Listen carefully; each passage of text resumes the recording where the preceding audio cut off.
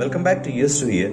For today's reading, we are reading from Exodus chapter 38, which is entitled as the Altar of Burnt Offering. They built the altar of burnt offering of acacia wood, 3 cubits high. It was square, 5 cubits long and 5 cubits wide. They made a horn at each of the 4 corners, so that the horns and the altar were of one piece, and they overlaid the altar with bronze.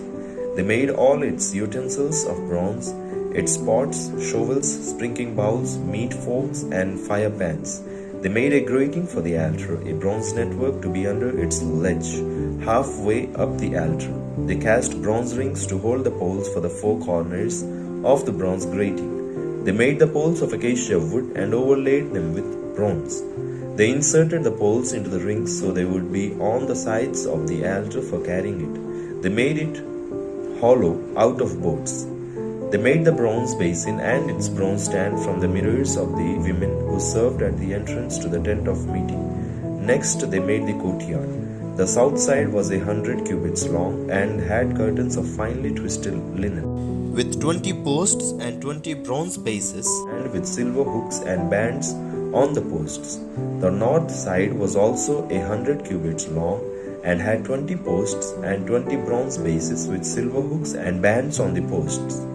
The west end was 50 cubits wide and had curtains with 10 posts and 10 bases with silver hooks and bands on the posts.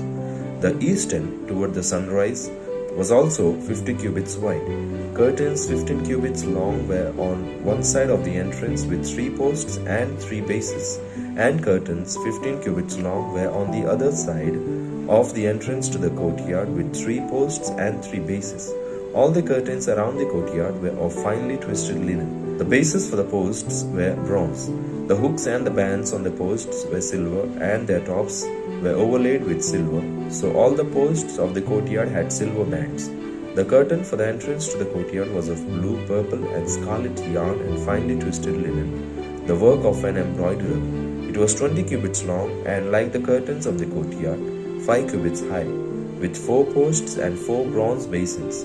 Their hooks and bands were silver, and their pots were overlaid with silver. All the tent pegs of the tabernacle and of the surrounding courtyard were bronze.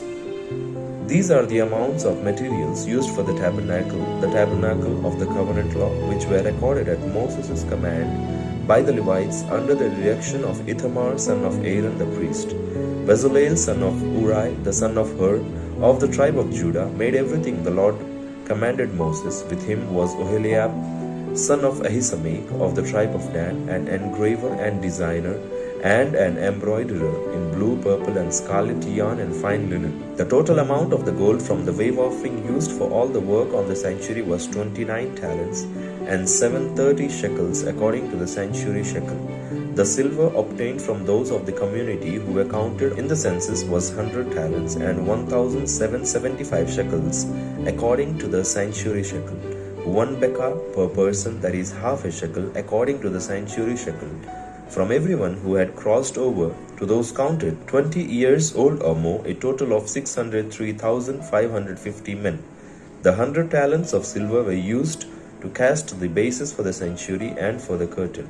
100 bases from the 100 talents, 1 talent for each base. They used the 1,775 shekels to make the hooks for the posts, to overlay the tops of the posts and make their bands. The bronze from the wave offering was 70 talents and 2,400 shekels.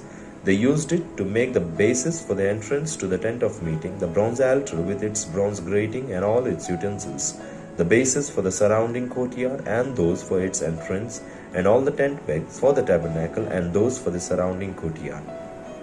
May the Lord bless us through the reading and hearing of His word. Amen. See you tomorrow.